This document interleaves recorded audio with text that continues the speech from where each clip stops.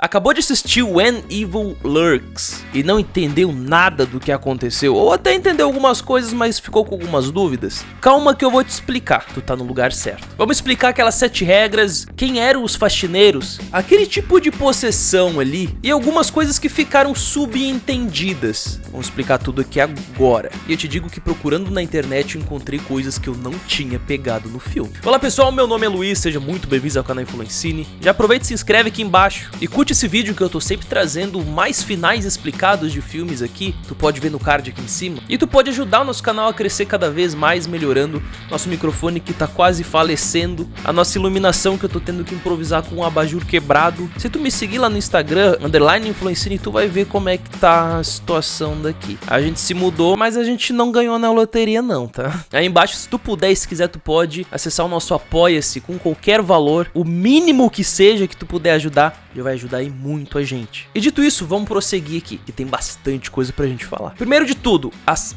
7 regras. Tu anotou 7 regras? Eu anotei. Primeira, não use luzes elétricas. Segundo, não fique perto de animais. Tu que assistiu o filme, tu sabe muito bem por quê. O terceiro, não leve nada que esteja perto deles. O quarto, não os machuque. 5, jamais chame ele pelo nome. Ele, o coisa ruim, né? Isso daí eu achei meio bizarro porque a véia até dá uma zoada falando o nome, né? Os nomes eu achei que era brincadeira, mas eu acredito que tenha algum nome a mais ali, que daí no caso é um nome que não pode ser dito. E dela brincou ali. Até porque o próximo é o 6º, que é nunca atire com armas de fogo neles. E o 7º ficou em aberto, ficou uma incógnita. Até o gurizinho fala, mas tá faltando um. Dela fala, não tá não. O 7º ninguém sabe o que era a regra. Talvez aqui nessa nossa explicação a gente acabe descobrindo, sem querer talvez, quem eram os faxineiros. Se tu ficou com alguma dúvida. Faxineiro eram nada mais nada menos o jeito que eles chamavam os exorcistas, os caras, os padres, né, responsáveis por ir lá acabar com o mal da forma certa. Tanto que eles tinham, né,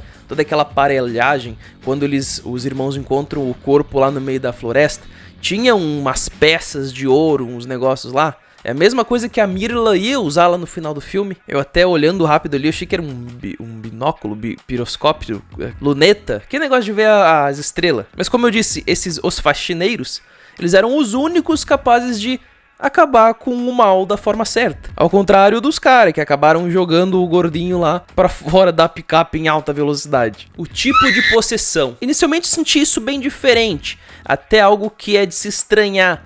Mas no fim das contas achei legal, achei meio que uma reinvenção bem convincente. Porque olha só, tem muito a ver. Eles trataram aqui dos demônios como uma contaminação, como um contágio, né? Que por onde essas pessoas acabaram tivendo contato com esse mal, que até é passado pelo apodrecido lá, né? Por onde essas pessoas acabassem indo, elas iriam levar o mal com elas. Eu achei isso bem legal, bem original, querendo ou não, relacionado a demônios. As crianças eram as únicas que podiam se curar. Sim, eu fiquei meio com o pé atrás quando o cachorro mordeu a cara da guriazinha, e a guriazinha não ficou com nenhuma marca. Só que, tipo, qualquer outra pessoa que passa por alguma situação ali relacionada a possessão e ataque ou violência, elas ficavam muito marcadas, machucadas, enfim, normal. E essa guriazinha não. Fiquei com o pé atrás, né? Mas eu pensei, não, provavelmente isso daí é tática do tinhoso pra mãe ver que ela tá bem. Porque agora a guriazinha tá com o bicho no corpo e daí vai passar pra mãe. E essa é a jogada. Pode ser isso, mas também, lá no final a gente vê que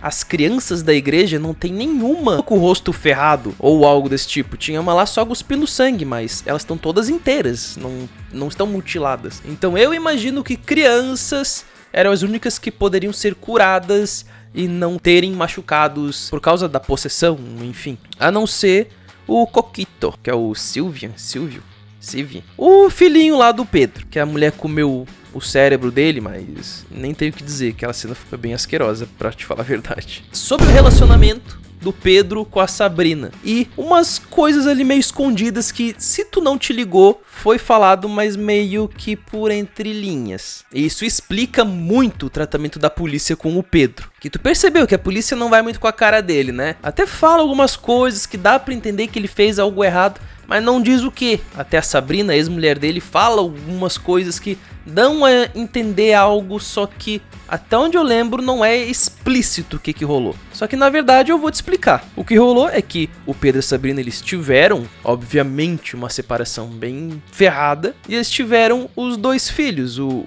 gurizinho lá, que eu não consigo lembrar o nome, cara, é Silvian, algo assim. E tem o Jair, que é o menino autista. E eis o que rolou na real. Pegando todas as entrelinhas, eu consegui interpretar isso. Além de dar uma pesquisadinha na internet, né? Que na verdade o Pedro quis abandonar e matar o Jair. E que aparentemente, uma vez ele desligou a máquina que sustentava a vida do Jair quando ele era só uma criança. Obviamente querendo acabar com o guri, né? Só que a família, ou a Sabrina, acabou pegando ele no flagra. E com isso, os 2 se desentenderam e acabou o relacionamento ali. Só que antes deles terminarem, eles tiveram todo um processo de que um culpava o outro pelo Jair ter nascido daquele jeito. Até que a mulher dele, a Sabrina, foi enjoando da cara dele e traiu ele com todo mundo. E até perto do finalzinho ali, quando o Jaime, acho que é Jaime, o irmão dele, atropela ela, a Sabrina possuída, a gente consegue entender que também rolou uma paradinha ali. Muito certo que os 2 acabaram tendo um caso também. Falando já no Jair, o filho autista, eu não tinha notado, cara, e meu cérebro explodiu de que o Jair, ele tinha feito um desenho, né? Uma montanha, várias crianças e um pôr do sol e tal. Tu te deu conta que no finalzinho do filme, quando a encarnação do mal nasce, a cena final do filme, naquele momento, é aquele desenho? Reflita. Ou o guri já tava possuído e tava lutando ali dentro contra o mal, e uma forma de externar o que poderia acontecer era fazendo o desenho, ou, sei lá, o guri talvez soubesse o que tava rolando, não sei. No finalzinho, quando o coisa ruim nasce e o Pedro tá de joelho lá e ele passa os dedos assim de sangue na testa do Pedro e fica aquela marca que não saía nem com água. Cara, que dali é a marca do mal, cara.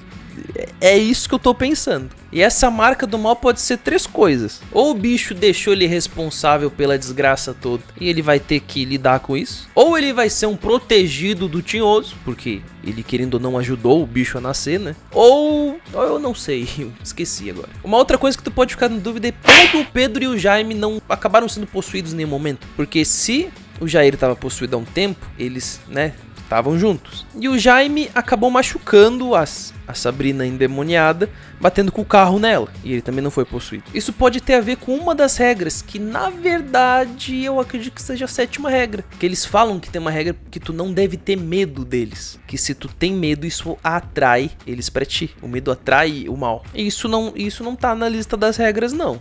Eu conferi. Então, deve ser a 7ª regra. Agora, uma parada que eu não tinha me ligado, que tava bem no finalzinho do filme. O Pedro e o Jaime tinham deixado um gurizinho que morava lá com o Uriel, o possuído, e a mãe. O gurizinho saiu correndo em certo momento da noite. Eles deixaram o gurizinho dormir lá num lugar perto da casa deles. Um galpão, eu acho. Só que eles têm um diálogo ali que eu não sei se eu cochilei, mas eu não me liguei depois que eu fui me dar conta. Depois eu fui rever e me dei conta. Que o guri, ele revelou que foi ele quem matou o primeiro exorcista antes de que ele pudesse chegar lá na casa do Uriel. Ele admitiu ainda que tinha uma voz dentro da cabeça dele dizendo que ele tinha que fazer isso, o que significa que o mal já havia se espalhado do corpo do Uriel pra mente até do irmão dele. E foi esse irmão, o gurizinho, que acabou esfacelando o corpo do exorcista ali na floresta e deu a parte pros porco comer. Ele admitiu ainda que comeu um pouco ali do cara e depois comeu a própria mãe. Sem ambiguidades,